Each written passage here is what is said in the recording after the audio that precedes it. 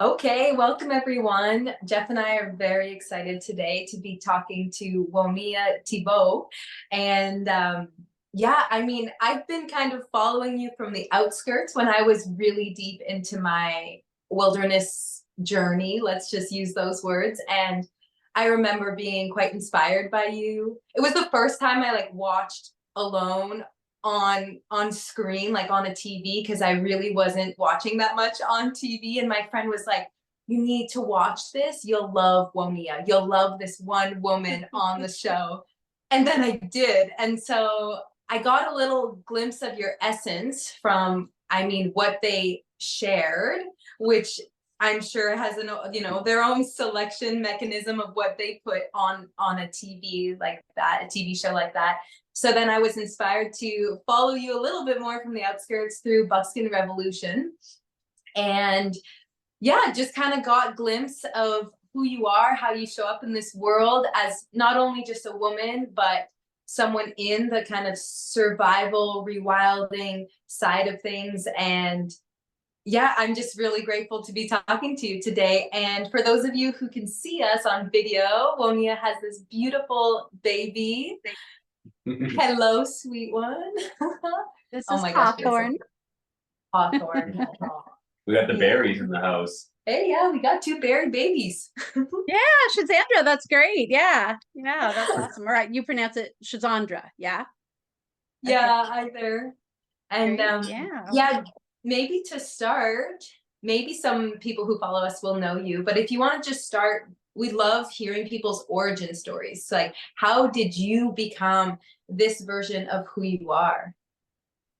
Yeah, absolutely. So my name is Woniya, and I grew up actually in the area that I am now calling home yet again, but in northeastern California, which is a pretty rural area, just in the foothills that lead up to the Sierra Nevada mountains. Actually, Donner Pass, which was made famous by the Donner Party, is where we get up and over the Sierra Nevada mountains from here. So I spent a lot of time hiking, in nature, camping with both parents. My parents split when I was young, but both very avid outdoors people.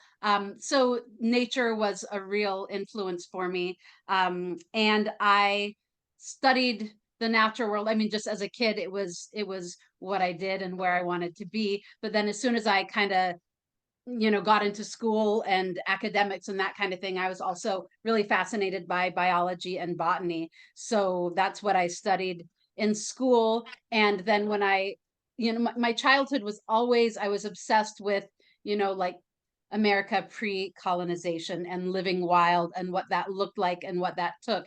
And so that was kind of all of my childhood games. And then as an adult, I was like, oh, well, that's actually merging this knowledge of, can you hang on for one moment? Mm-hmm.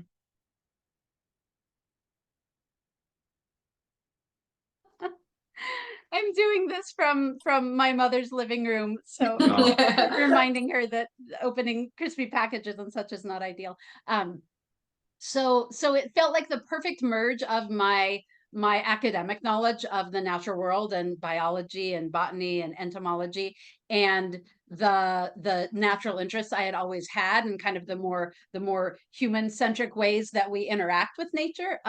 So yeah, when I actually found teachers in ancestral skills, which I was lucky enough to do when I was still quite young. I was 19 when I first really got introduced to the kind of modern primitive skills movement. And so that completely changed the course of my life. And that was a huge focus. And I wasn't really interested in it from the survival standpoint. I mean, I was, in that I was doing trips, going out into the wild with all Stone Age gear, all buckskin and what have you, was always interested in wild foods, but I was doing it more as a life way, not as like a survival thing. And so the very term survivalist is something that I really have never identified with, because I feel like it's very fear-based. It's like this idea that the natural world is out to get us and it's all we can do to survive it, which is the polar opposite of my take, which is we come from nature, we are nature, we've just forgotten that, but all of that knowledge and all of those skills are still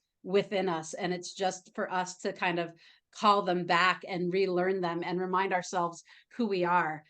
So that's really my passionate my passion, and the baby's spitting up, is helping people remember that and relearn those skills, whether that looks like deep immersions in the wilderness, or whether that looks like finding ways to feel connected to the land around them in their apartment in the city, but just finding those places in ourselves that know what it is to be wild and free and deeply human. Mhm. And I mean, for me, recently becoming a mom has been an incredibly primal experience. And I can honestly relate to my, you know, to the rite of passage of motherhood as like this other layer of that connection to the natural world, to my primal spirit and body in a whole other way that yeah, it's just another offshoot of that journey.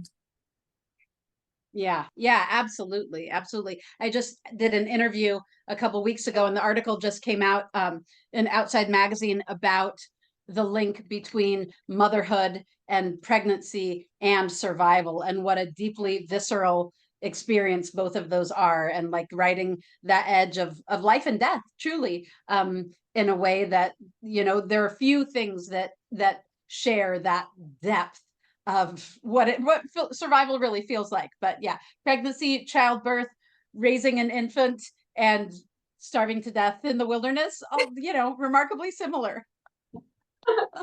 Well, maybe I remember, so Jeff and I we both carry that like survival, I don't even know what to call it again, like that little pocket That's what they wallet call them, thing. survival cards. Yeah, which is a Yeah, little silly, but yeah. I know, and it's funny because you just shared that you don't like the, you know, this the kind of survival, or the what most people would think of when they think of survival skills.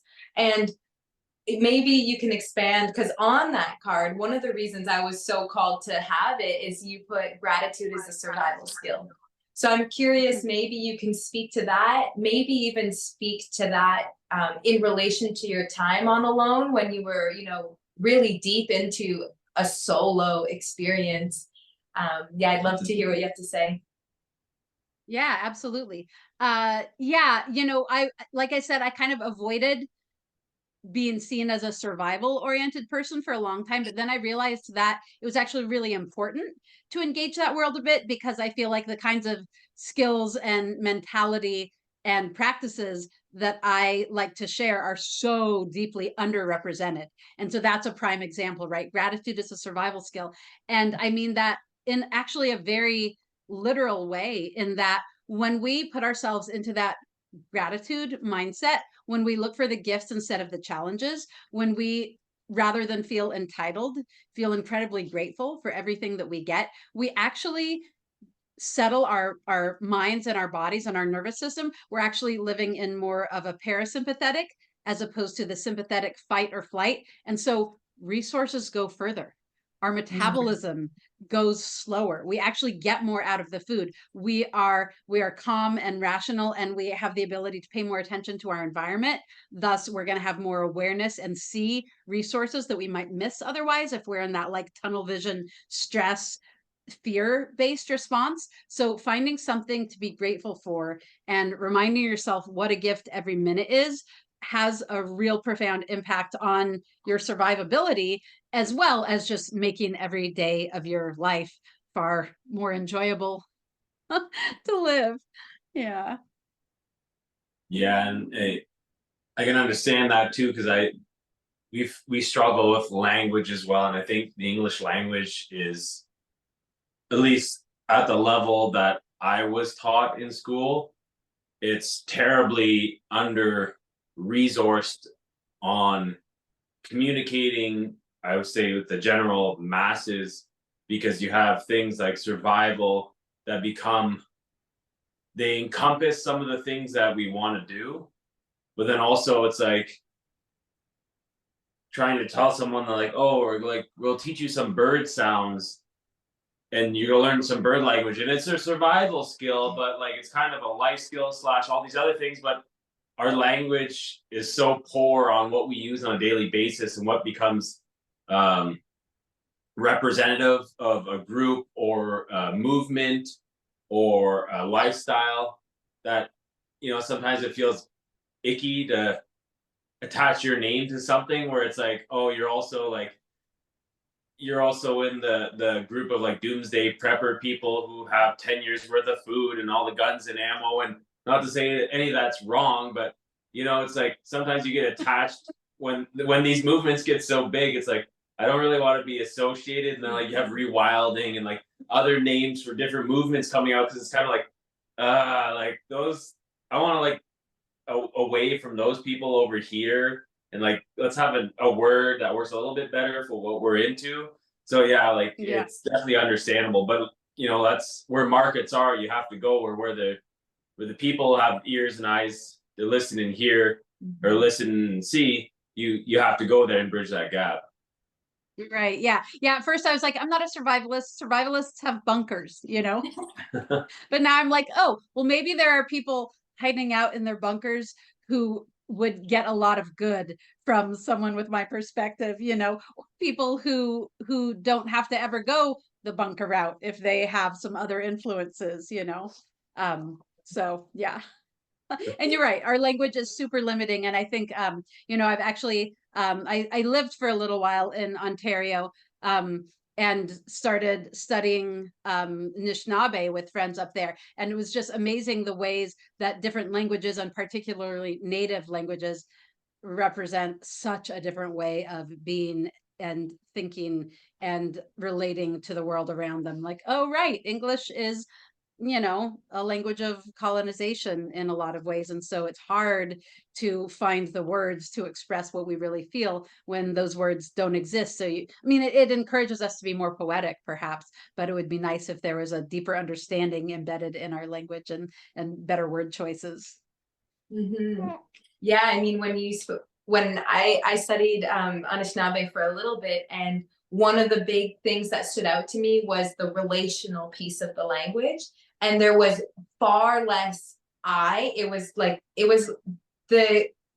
when you put language to your experience of the world, it wasn't coming from a place of like me first, or I am grabbing the object. It would be like the object I grab, where you bring your attention to this thing outside of you before yourself. And I mean, of course, I have a young one, so I'm thinking right now about raising my child, and I'm so curious why so many children struggle with this is mine, and then they freak out. And I think a lot of it is actually based on the language that they hear and that we speak. And it's my this and my this, and then of course then the child picks up on that and develops that just by observing and listening and all of that.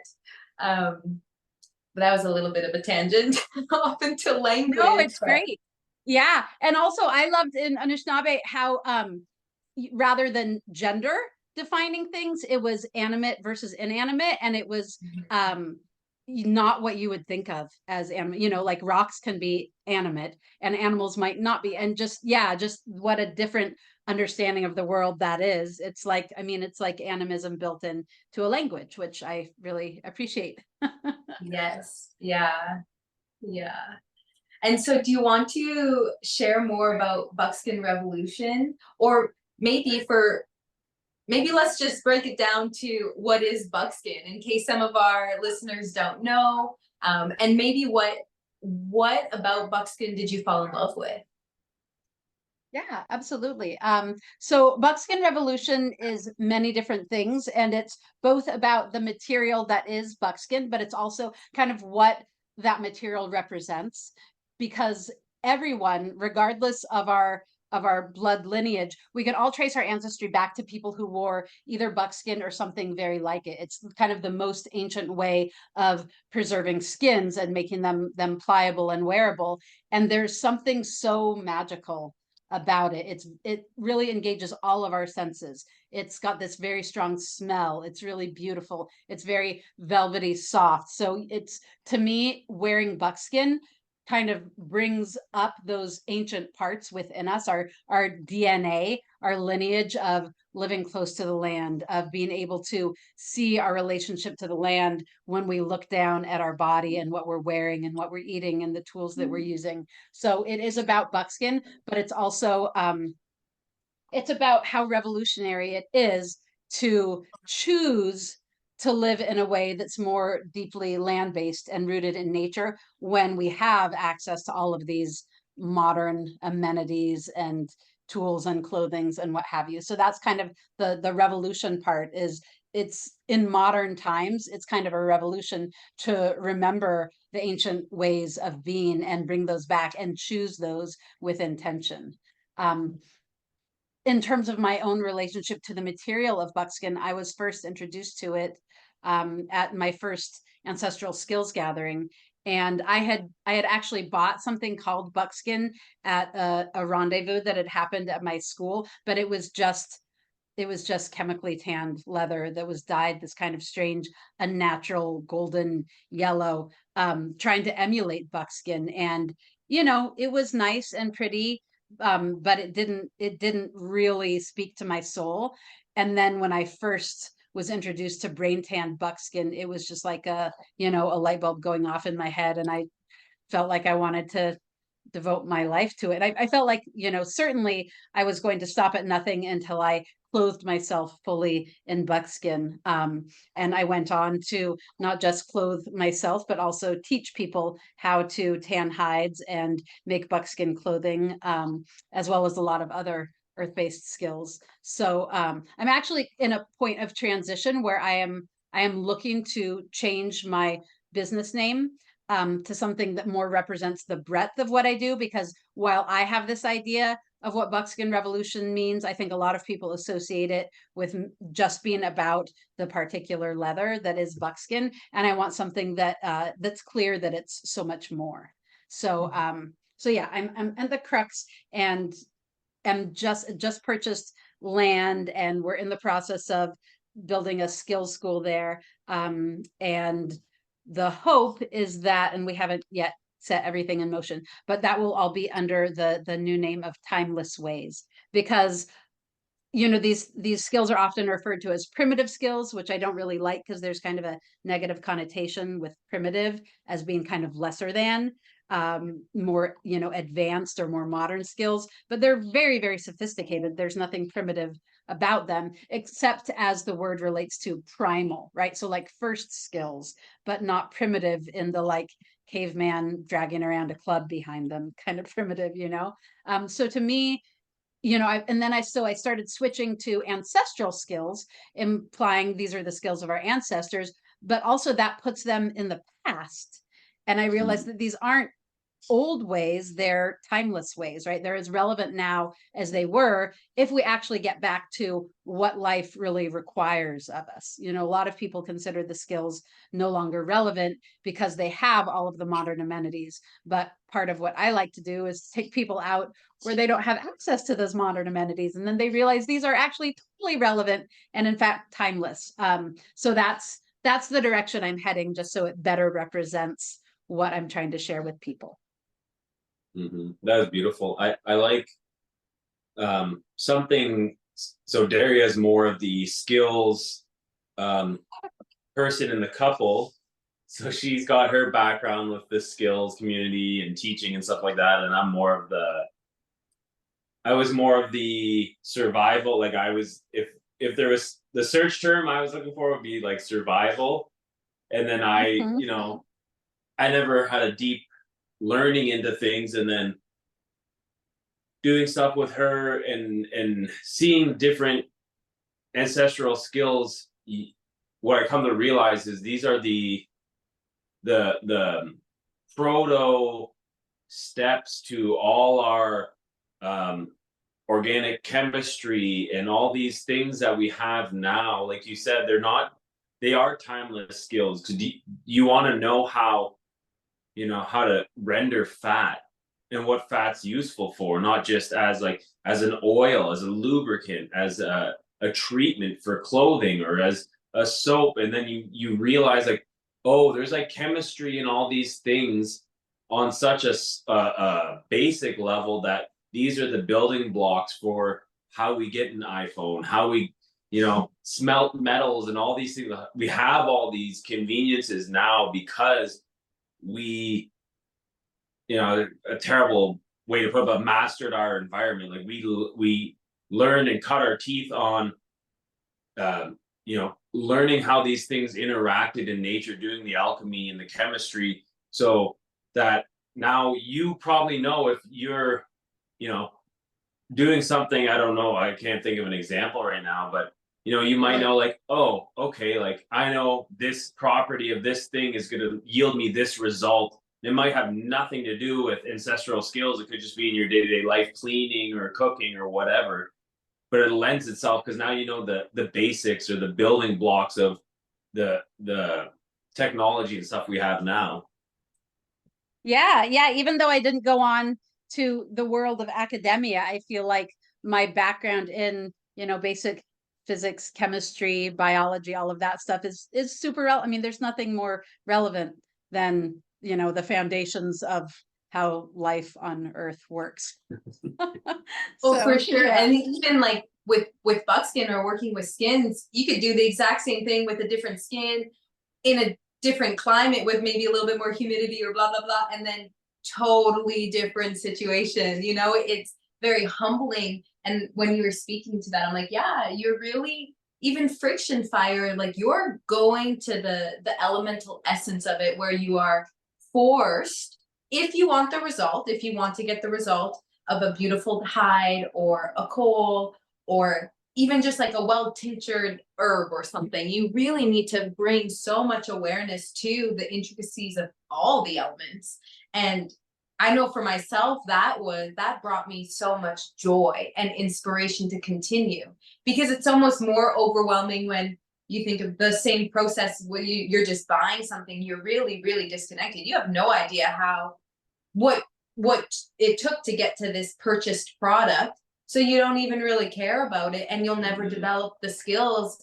And those skills go far beyond just, you know, primitive skills. They're in the way that you cook food really well, and refining any type of art. It's the same like awareness, if that makes I sense. think of like, if I had learned physics as a child with a bow drill, and it's like, here's your rough surfaces that you're gonna need, but if you go too fast, they're gonna become smooth surfaces. So now you've lost friction, you know, and then now there's too hot, but then there's also too cold, and then there's the dust, and then there's the coalescing, which is like spontaneous combustion, which is like, okay, how now we have an anomaly in our physics here where things don't quite make sense. It's not just like, oh well, why doesn't, you know, wood dust just burst into flames when the sun's out? Well, no, there's a little more added to that. Now there's energy, like you just build on that, and it's, yeah, there's a reason we have, you know, you on a Zoom call right now,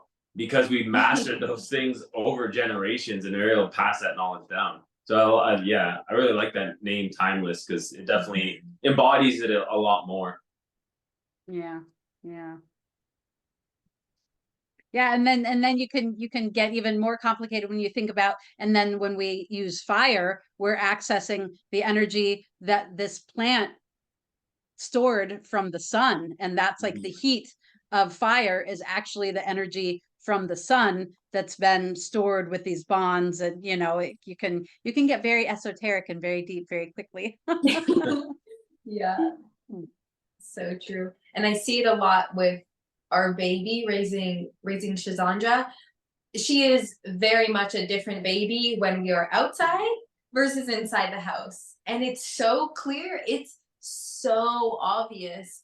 And I think of even just the ways that she plays in the world, I'm like, it's also very primal. The like how important song is, dance is to these, you know, a young child, you know, quality sleep, you know, cuddling someone you love, and just getting outside and seeing the sun, and you know, they're just taking everything in. And yeah, I always think of the fractal pattern, like the Fibonacci sequence in nature, and all the fractals, and how you can look at a tree and it's whole, and it's just this thing made up of all these little things, and none of them seem like they're arranged properly, but they're in this perfect chaos. And when we're in our four walls with right angles, and you know, like we have plants in the house, we have all this stuff, we got skulls in the house and all this different stuff, but you put her, you know, just outside on the deck,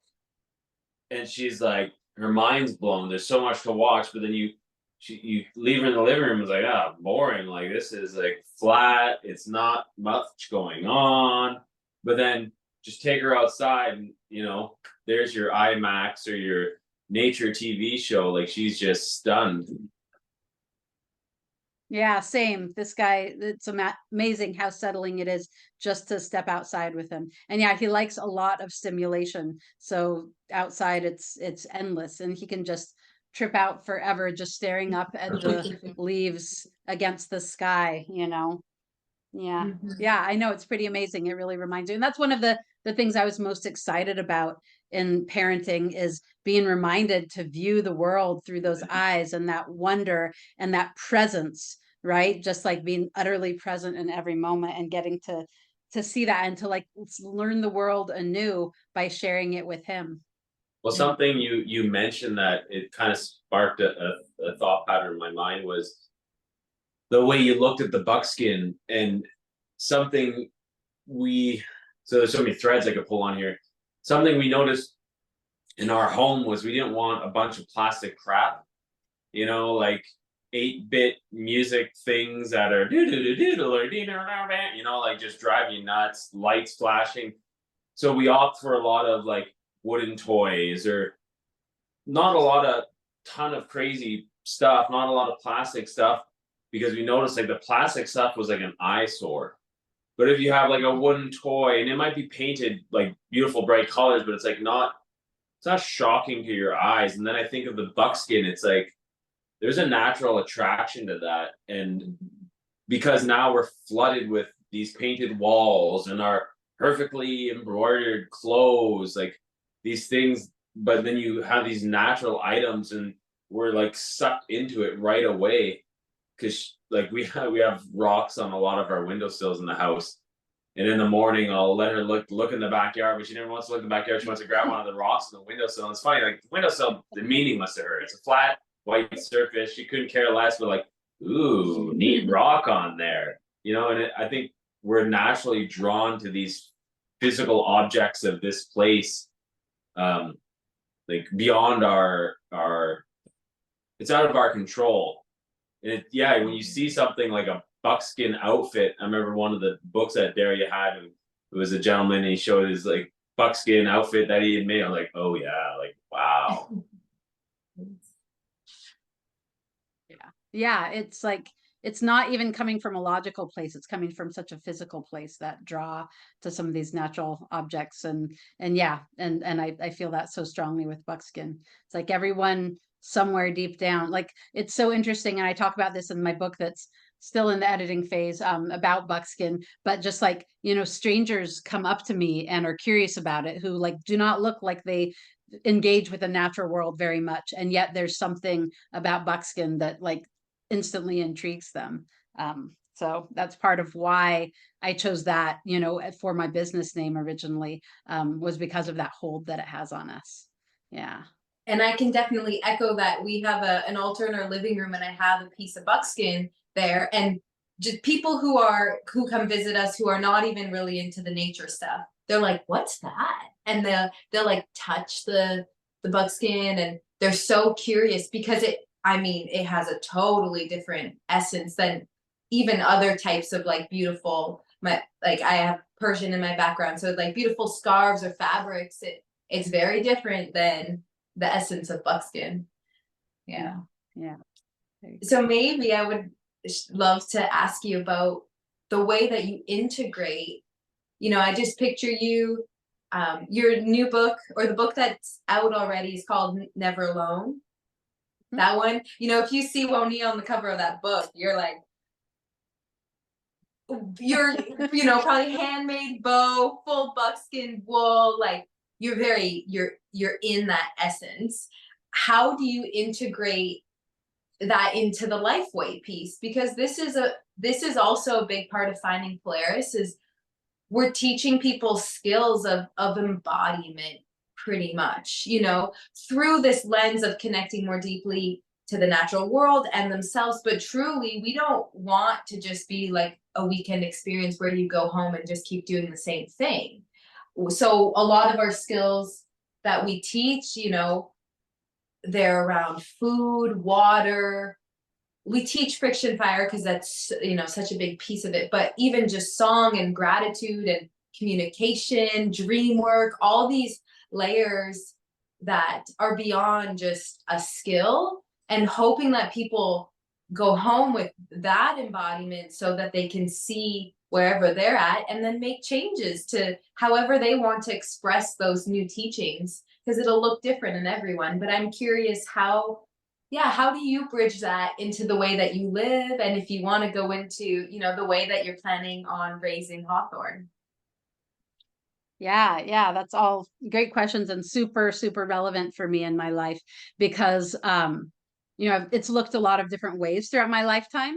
And I would say that a lot of the times when I was living most aligned with how I wanted to and with those values was the years that I spent living on an off-grid homestead where I was doing subsistence farming as well as harvesting a lot of wild food, no refrigeration, and limited power that we made ourselves. And that really resonated deeply with me, but it made it a lot harder to reach people and to share the skills. And choosing to do something like alone, where I knew I was going to become very visible, and was going to have a reach, and that it was really, really going to impact my life a lot. I was like, this is only going to be worth the changes I know this will usher into my life if I'm really willing to do something worthwhile with it. If I can like actually reach those people with something that can help inspire them and give them something different. And so the process of learning how to, getting a website and a mailing list and a YouTube channel, and then turning to teaching online during COVID, which is something I never saw myself doing, but having to learn, all of those technologies, it was a way to have my work go way further and reach way more people.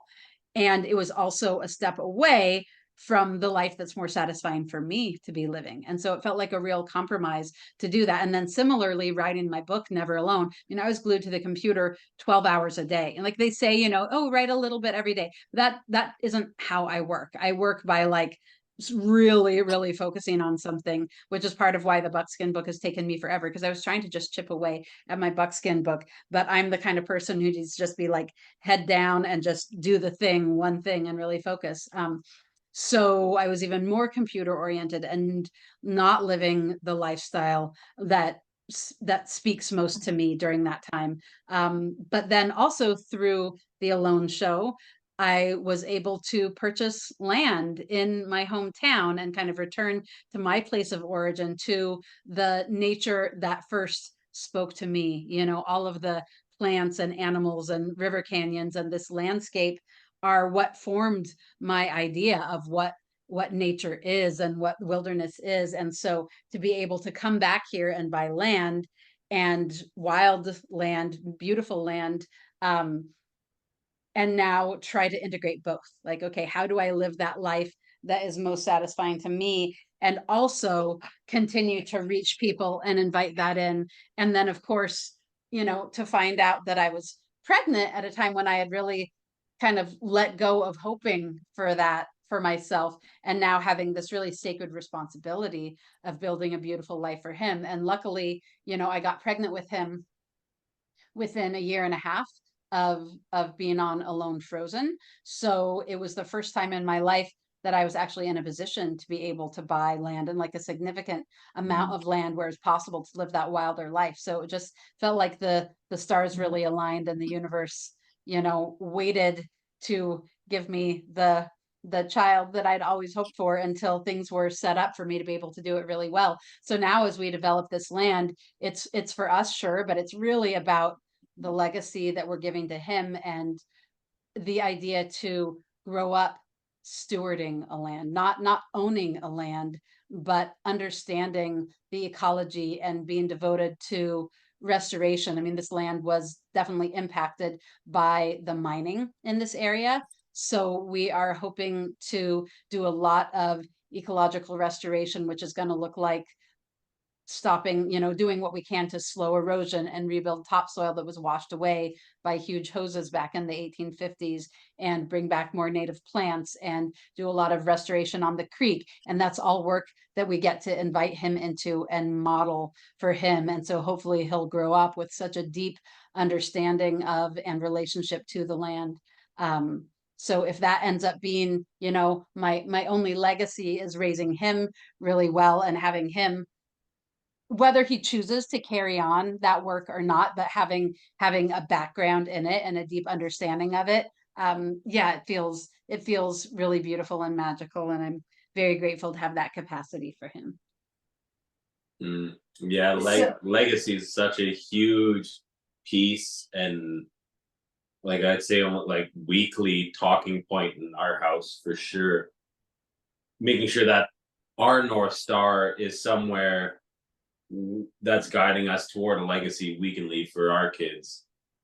Well, and even generationally, I said this to Jeff the other day, we can speak about generational knowledge or like the 7 generational teachings, but when we became pregnant and then had our baby, it was a full-on embodiment of that. It's like, okay, yeah, we can talk about it, but now how are we actually going to live a life where we leave something beautiful and abundant for our children? And for that's land, clean water, good food is really pillar to that.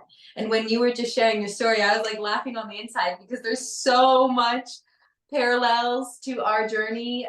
Like when Jeff met me, he's like, you're not going to succeed doing what you do if nobody knows what you're doing. And I was just like in the woods. There was, yeah, I mean, I was out there, and then it was this like slow, gradual of, okay, I'm going to put something online, like try to build an email list and show content so people can get a sense of who we are, and trying to work in those realms, staying authentic to who I am. And also, I let with the baby, I love my dishwasher, and I'm so grateful for my oven, and the laundry machine is in our home, and just massive. Like, I mean, again, it's like the gratitude piece. I wouldn't be able to be in this place without having that other experience where, I was spending a lot of my day just tending to really basic needs, which is also really, really beautiful. And I can relate to the piece of we're definitely not like living, I think in that like deep nature connection, but it looks different actually. Yeah, it just looks different now. I think it ties into something I was thinking about, is the community piece. I don't know how your situation was off grid, but something I know is like we had friends, we had community, but it wasn't true community. Like it was everyone trying to do their little off grid thing with just enough space that made true community impossible.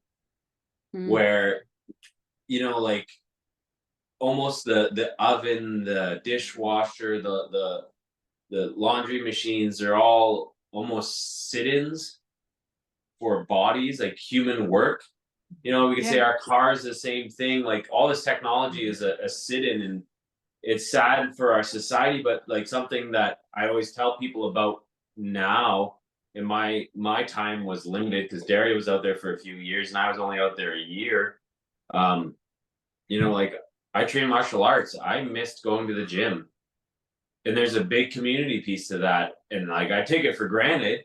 And we're both the type that could just like, yeah, like if it was just our little family out in the woods forever, be perfectly content. Maybe I'd miss some people, and I'd have to, go into town to kind of get that, talking to someone else's experience, but we're both very much the type that are completely okay secluded. But yeah, so many community pieces were missing, and it was never, it seems like it would be very hard to go back to living off grid away from a city center for the community piece, just because it's even with the legacy piece, there's gaps in families, there's gaps in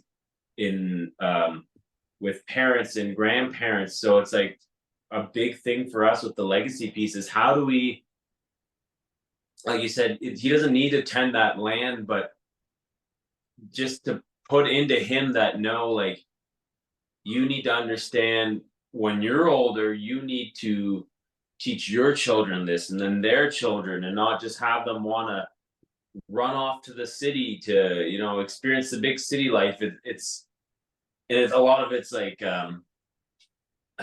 philosophical, intellectual masturbation, but it's how do we get it so we're moving in that direction. I think a lot of the rewilding, the skills community, like how do we push, not push, but like guide our children and then their grandchildren where it's like, yeah, that's the, you know, here's a good pun, this the buck stops here, you know. Like how do we get it to this monumental industrial movement to pivot?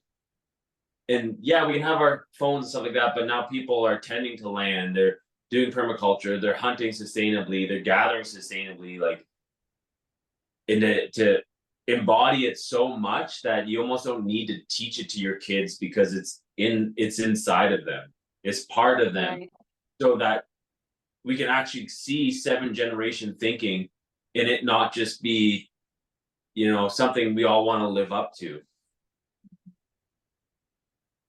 Right. Yeah. Yeah. And doing, and as you said, until you have those other generations, it's all intellectual. But then it becomes a very, very different thing when you actually have another generation dependent on you, and that you get to share all of this with, and you get to choose what you expose them to, and the values with which they're raised. Yeah. And yeah, I hear you. I felt a lot more isolated, definitely, when I was living the more off-grid lifestyle.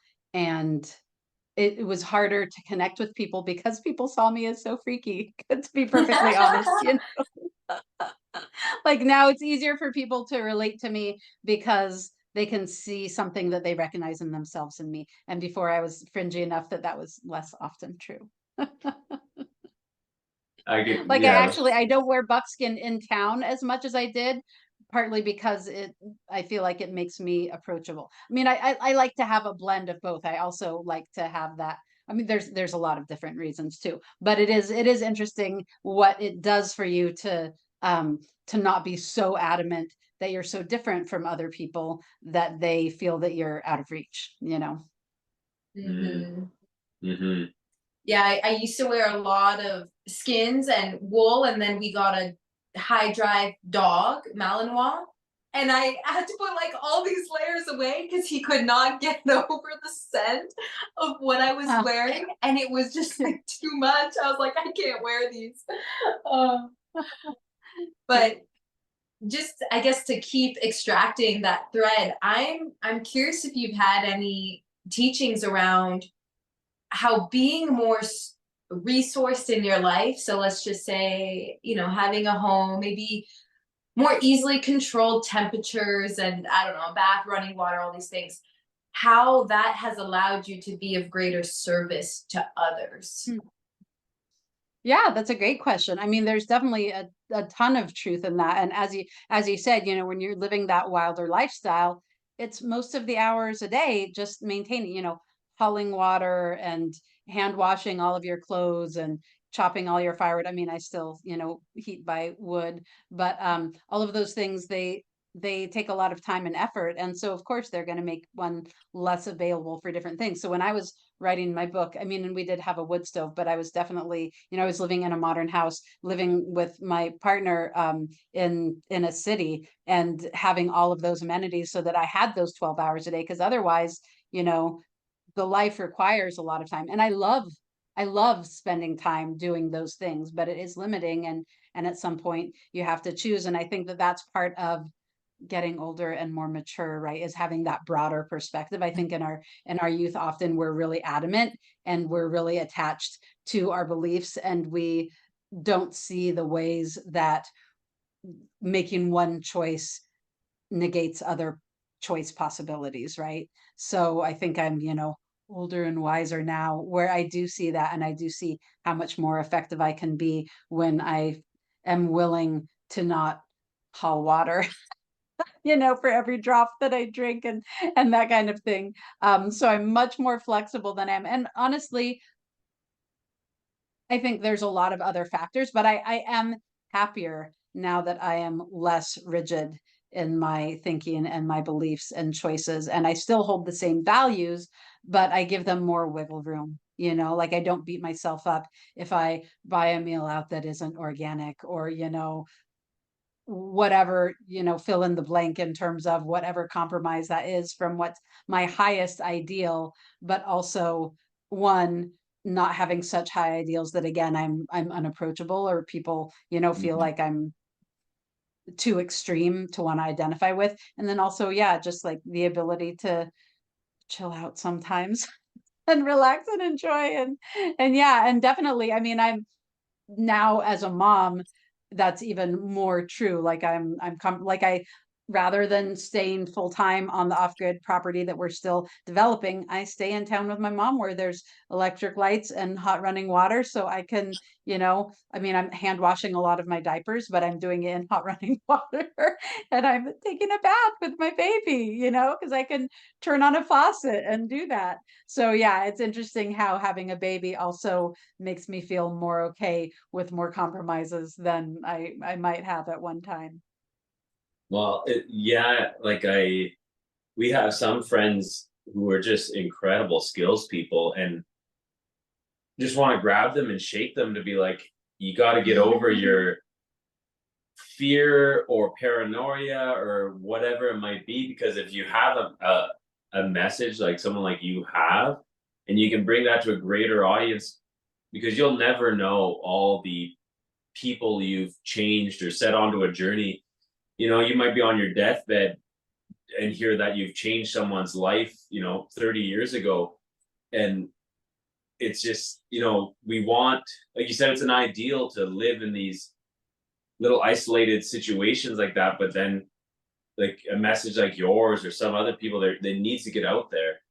And like starting a new business with a new business name, it's like, yeah, you can't bring that timeless information to people if you're hiding or if you're, just getting by, because then it's the balance of, is it like narcissistic to just please your own needs, which is like the lifestyle you want to live, but then there's this world that's slowly slipping into a less and less ideal path down the road, that your message could bring some of those people out. And then like what I think about is like, yeah, I guess if seven generations thinking is what we want to do, I'd love to see it where, yeah, we all can live like that because we have the community to do it. It's like, yeah, you can live the way you were living, but you're also going to get support from the person who's like, yeah, I don't mind milking cows all day, or I don't mind being the locksmith or the mechanic, or like,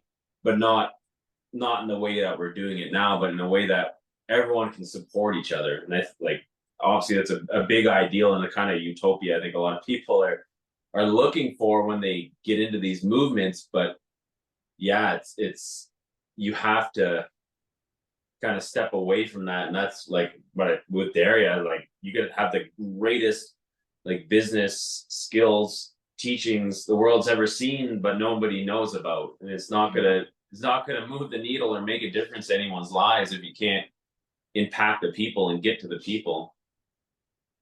Yeah. So is the, impacting seven generations and making things more sustainable, like maybe choosing to be more available and choosing more technology today actually gives us a greater reach seven generations down the line, because we'll change more people and it's going to take a lot more people having different ideals than the ones our modern world espouses in order to see the real change. So yeah, and I think again that's that kind of broader thinking that we get with maturity.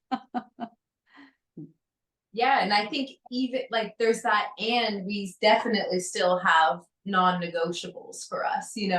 I think of water. We don't have where we live, we're mining community. We don't really trust the water that comes out of our tap. So we still collect, gather, only drink spring water. And so we're still deeply connected to that spring. I mean, Jeff's been drinking out of that spring for 15 years. 15 years or something like that. So there's just these threads of like really deep connection to this place, to this land. And yet there's ways that we've welcomed lots of comforts, I guess.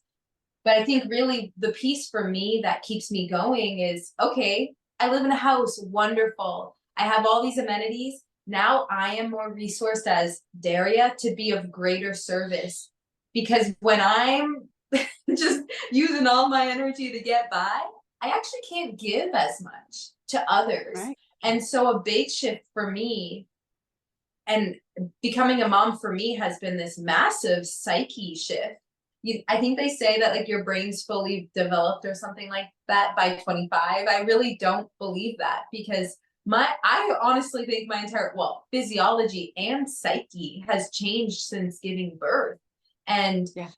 I guess I'm going on a tangent with that, but this idea of, okay, now I welcome in these amenities or these comforts to be of greater service, and that actually now gives more meaning to my life when I can, give to other women in particular with some of the work that I'm doing, and then just in general to my community. I actually get to show up more fully.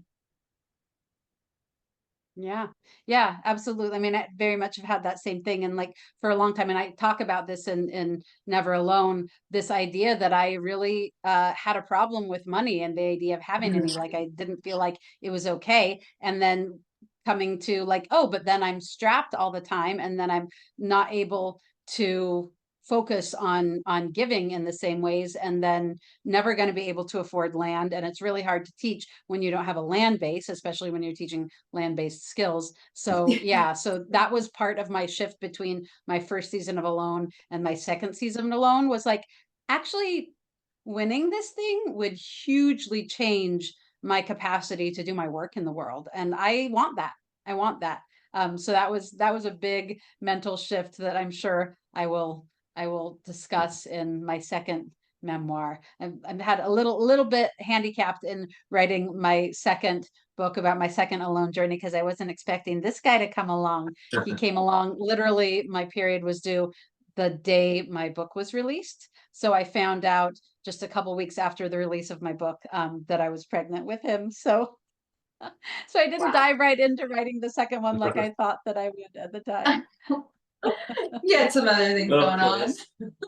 I don't know if you're familiar with the permaculturist Jeff Lawton. Yeah, he has this quote, and he said, everyone hates Monsanto, but I would love their budget. Just just pivot your thinking about it. And yeah, it's like I was definitely the same way, where it's like, would love to have some money, but it's like, oh, I just don't want to do anything bad to get it. And I don't want to, have the prostitute archetype where I feel like I'm ripping people off. And it's like, definitely, yeah, in the alternative scenes in anywhere in North America, it's definitely like a money wound where no one wants to be the one making the money. Yeah.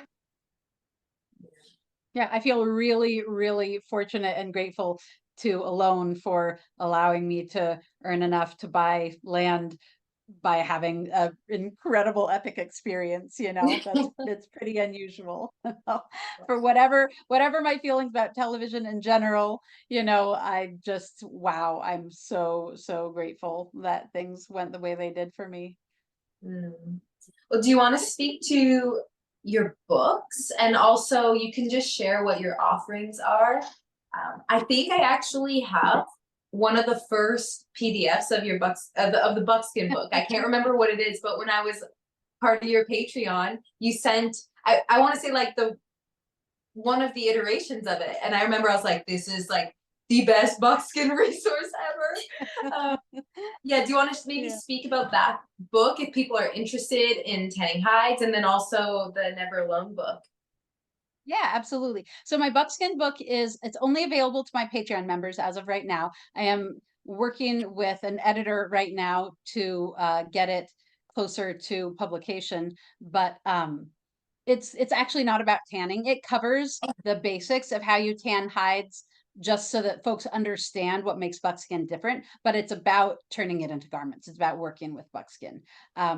And that book has been a labor of love, but it kind of took a backseat when Alone came calling. So it's just been sitting on the back burner for some time. So I'm excited to get it out to the world. But yes, the only way it's available right now is via rough draft to my Patreon members. And my Patreon family has been really amazing in it is more than just support. It's really community. One of the things that we do is regular Zoom calls. Now that I have land, I'm able to do special Patreon retreats, Patreon only classes. They get early access to my classes, which will tend to fill fast.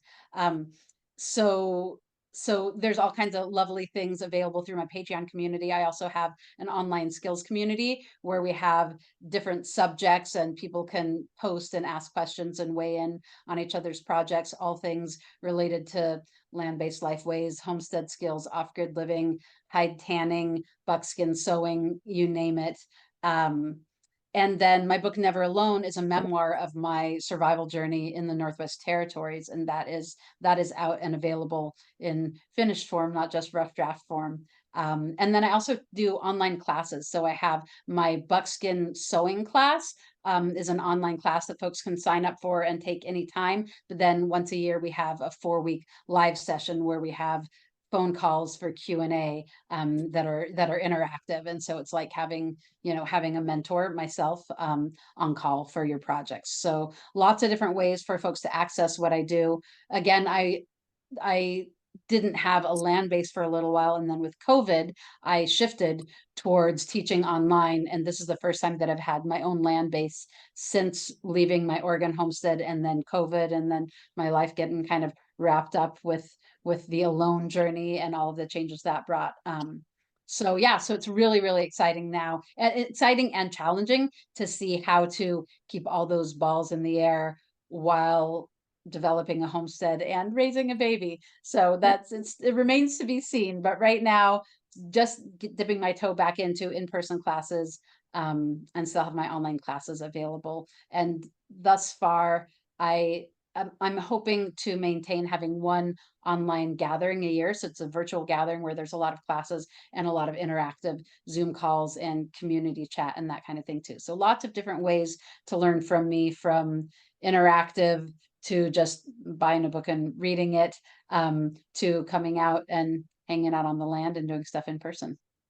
What's your website? I will say that similar to you, I'm teaching skills, but it's also much more life way. It's not just here's friction fire, but it's like, what does it do to our neurology and our physiology to live in ways more like the ways that we evolved? And how do we bring some of those skills into our daily life, even if it doesn't look like living a wilder land-based life? But there are still ways where we can have some of those benefits however we choose to live our life.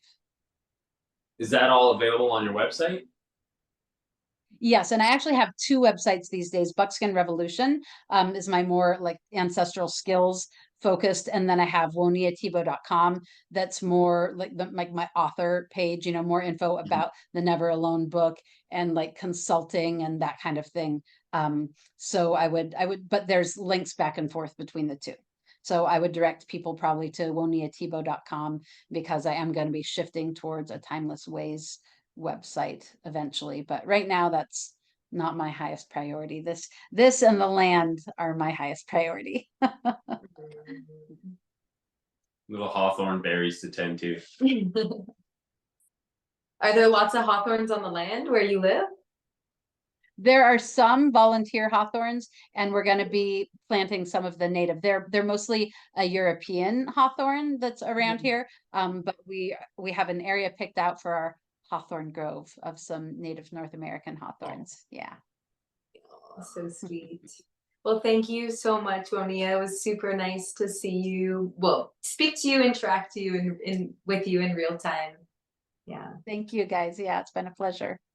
Yeah, and I don't know. I think I probably mentioned it in my in our email correspondence, but I love your business name, Finding Polaris. And I don't know if you've read my book, Never Alone, but there's this really, really wild thing that happened when I was out on Alone season 6 about finding Polaris, essentially finding true north, and this very strange, magical, mysterious, with a touch of the modern world mixed in event that happened. That that I really resonate with Finding Polaris, and would point you towards that chapter, which is called The Magical Letter N. Ooh, there we go. That's a good place to Yeah, makes me want to read the cliffhanger. book. Yeah. Oh, That's awesome. Yay. thank you.